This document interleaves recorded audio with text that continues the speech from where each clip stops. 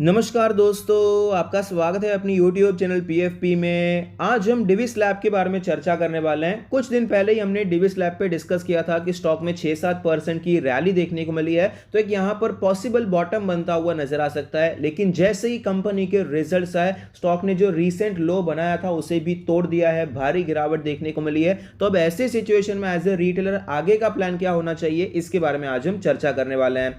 सबसे पहले कंपनी के रिजल्ट्स पर हम नजर डाल देते हैं। नेट सेल्स हमें 6.5% नीचे जाता हुआ नजर आया, लेकिन नेट प्रॉफिट में 18.5% की गिरावट हुई है। एबिटा भी 16% नीचे जाता हुआ नजर आता है। क्लियरली रिजल्ट्स अच्छे नहीं है, सेल्स भी नीचे गया, प्रॉफिट भी नीचे गया और मार्जिन भी आपको नीचे जाता हुआ नजर आया। तो अगर कंटिन्यूअसली अगर कुछ क्वार्टर के रिजल्ट्स खराब आते हैं तो स्टॉक में गिरावट आपको बढ़ती हुई नजर आती है और डिविस लैब के साथ फिलहाल यही होता हुआ नजर आता है। कंपनी के फाइनेंशियल ट्रेंड के बारे में बात करें तो ओवरऑल ट्रेंड कोई खराब नहीं है, ओवरऑल अच्छी ग्रोथ है कंपनी में। रेवेन्यू प्रॉफिट कंटिन्यूअसली ऊपर जा रहा है। रिटर्न रेशियोज के बारे में बात करें तो ROE 25%, ROC 30%, ROA 22%, return ratios भी अच्छे हैं।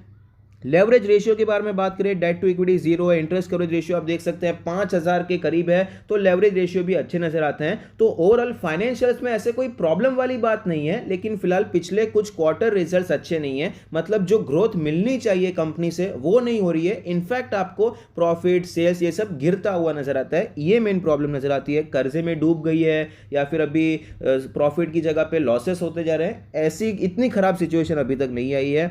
शेयर होल्डिंग पैटर्न के बारे में बात करें, टोटल प्रमोट होल्डिंग है 51.94%, जिसमें से कुछ भी प्लेज नहीं है। Mutual fund 13.5%, other DII 7%, FII 15.5%, retail and other category में 12% की हिस्सेदारी है। शेयर होल्डिंग पैटर्न ओवरऑल अच्छा है, लेकिन रीसेंट ट्रेंड थोड़े से आपको नेगेटिव नजर आते हैं। म्यूचुअल फंड माल खरीद रहे थे, लेकिन फिलहाल यहां पर थोड़ी सी सेलिंग होती हुई नजर आई है। अदर डीआईआई अब भी खरीदारी कर रहे हैं, लेकिन एफआईआई कंटिन्यूअसली सेलिंग कर रहे हैं और रिटेल एंड अदर कैटेगरी आपको यहां पर खरीदारी करती हुई नजर आती है। तो रीसेंट ट्रेंड में कोई बहुत ज्यादा पॉजिटिव नहीं है, स्लाइटली नेगेटिव पॉइंट ही ज्यादा नजर आते हैं। वैल्यूएशन के बारे में बात करें तो पीई रेशियो 29 का है, जबकि सेक्टर का 35 है। प्राइस टू बुक रेशियो 7.5 है, जबकि सेक्टर का 4.25 के करीब चल रहा है। वैल्यूएशन देखिए बहुत ज्यादा महंगा नहीं है और बहुत ज्यादा सस्ता भी नहीं है, आपको एक डिसेंट वैल्यूएशन पे स्टॉक दिखाई पड़ता है। स्टॉक के चार्ट पर आप देख सकते हैं 5000 के लेवल से फिलहाल ये 3200 के लेवल तक आपको नजर आता है और फिलहाल स्टॉक में यहाँ पर अच्छी खासी मोमेंटम के साथ गिरावट देखने को मिली है और वॉल्यूम भी काफ़ी अच्छे नजर आते हैं। यहाँ पर आप देख पाएंगे सारे मूविंग एवरेज के नीचे डेली आरएसआई 32 का लेवल है, काफ़ी ज़्यादा वीकनेस यहाँ पर नजर आती है। हमने जब डिस्कशन किया था डिविस लैब में इस कैंडल पे किया था कि भाई स्टॉक में एक अच्छी रैली देखने को मिली है और ये पिछले कुछ समय में, पिछले कुछ महीनों से ये जो कॉन्सोलिडेशन चलता हुआ नजर आता है, यहाँ पर आपको कभी भी बड़ी तेजी देखने को नहीं मिली। स्टॉक रिकवर कर रहा था, लेकिन छोटी छोटी कैंडल्स के साथ कर रहा था। लेकिन फिलहाल यहां पर एक स्ट्रॉन्ग बुलिश कैंडल का निर्माण होता हुआ नजर आता है, जो कि हमारे लिए काफी ज्यादा अच्छी बात है। ये एक बुलिश संकेत है, तो हम यहां पर प्लान कर सकते हैं खरीदारी, और हमने किया भी था स्विंग ट्रेड, पोजिशनल ट्रेड। लेकिन साथ ही साथ हमने ये भी प्लान किया था, यहाँ भी डिस्कस किया था कि अगर एक ही हफ्ते में स्टॉक आपको ये लो के नीचे आता हुआ नजर आता है तो मान लेना है कि भाई ये ब्रेकआउट फेलियर हो चुका है, ये जो रेंज ब्रेकआउट हुआ था ये फेल हो चुका है और स्टॉक में गिरावट बढ़ सकती है। इसीलिए मैं कहता हूं कि एज ए रिटेलर दोनों साइड का हमें प्लान करके ही चलना है। आज भी हमने एचडीएफसी बैंक में डिस्कस किया, अच्छा ब्रेकआउट हुआ है, लेकिन फिर भी हमने दोनों साइड का डिस्कस किया, तेजी का भी डिस्कस किया और ब्रेकआउट फेल होता है तो भी हमने डिस्कस कर लिया है कि ये चीजें भी हो सकती है। तो डिविस लैब में भी हमने यहाँ पर डिस्कस किया था, स्टॉक में यहाँ पर ब्रेकआउट फेल होता हुआ नजर आया। अब आगे क्या हो सकता है, तो उसके लिए सबसे पहले हम लेवल्स ड्रॉ कर लेते हैं।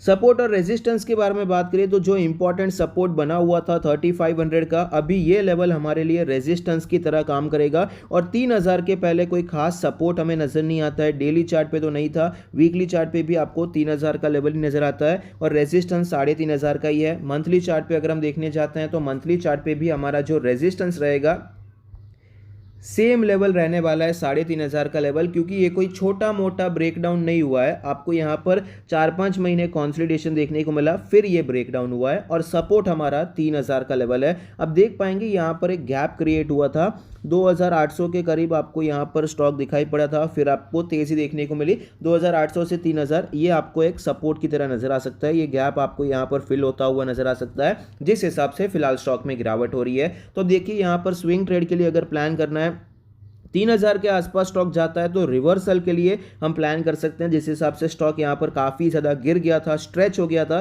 तो रिवर्सल के लिए थोड़ा प्लान यहाँ पर किया जा सकता है। बस उसी प्रकार से 3000 पे स्टॉक मिलता है, छोटा स्टॉप लॉस मिलता है आवरली चार्ट पे या फिर 15 मिनट चार्ट पे। अगर आप यहाँ पर इंट्राडे चार्ट पे भी थोड़ा सा मास्टरी रखते हैं तो आप देख सकते हैं, वरना आवरली चार्ट मेरे हिसाब से इनफ है। आवरली चार्ट पे अगर आपको 3000 के करीब, 3050 के करीब कुछ मिलता है तो वहाँ पर आप अटेम्प्ट करने के बारे में सोच सकते हैं रिवर्सल ट्रेड की तरह। पोजिशनल ट्रेड के बारे में बात करें, अभी तो यहाँ पर जो लास्ट मौका था वो भी चला गया है। एक्चुअली तो जब तक ये स्टॉक 4000 के नीचे आया वीक ही हो चुका था, लेकिन फिलहाल यहाँ पर अच्छा खासा कॉन्सोलिडेशन हो रहा था और वो एक बड़ी ग्रीन कैंडल भी देखने को मिली थी, उसके बेसिस पे हमने प्लान किया था। लेकिन फिलहाल अभी स्टॉक जब तक 3500 के ऊपर नहीं जाता है तब तक हम प्लान नहीं कर सकते हैं। तब तक के लिए तो पोजिशनल ट्रेड के लिए स्टॉक काफ़ी ज़्यादा वीक हो चुका है, इनफैक्ट अवॉइड ही हो चुका है।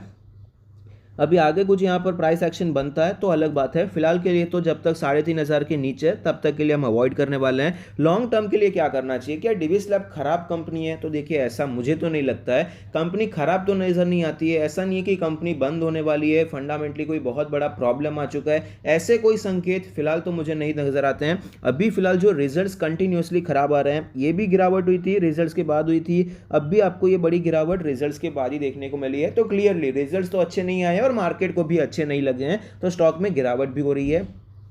लेकिन आपको पिछले 1-2 साल में ये जो रैली देखने को मिली थी उसमें वैल्यूएशंस भी काफ़ी ज़्यादा बढ़ चुके थे, इसकी वजह से भी स्टॉक अभी फिलहाल काफ़ी ज़्यादा गिर रहा है। और रिजल्ट्स खराब आते हैं और कंपनी का वैल्यूएशन अगर महंगा रहता है तो डबल मार पड़ती है, इसलिए स्टॉक आपको तेज़ी से गिरता हुआ नजर आता है। लेकिन एज ए कंपनी अभी भी इसकी स्टोरी आपको इंटैक्ट नजर आती है, समय थोड़ा सा खराब चलता हुआ नजर आता है, तो हमें वेट एंड वॉच करना चाहिए। अगर आपने स्टॉक को अभी तक होल्ड करके रखा है, यहाँ पर आपने ब्रेकडाउन्स पे आपने अगर स्टॉप लॉसेस नहीं लिए हैं, तो अभी फिलहाल यहाँ पर बहुत ज़्यादा डाउनसाइड बाकी है, ऐसा मुझे पर्सनली नज़र नहीं आता है। यहाँ पर आप होल्ड कीजिए, ऐड मत कीजिए ज़्यादा लॉन्ग टर्म के लिए। अगर आप ऐड करना चाहते हैं, फिलहाल मैं ऐड करने के लिए थोड़ा वेट करना चाहूँगा।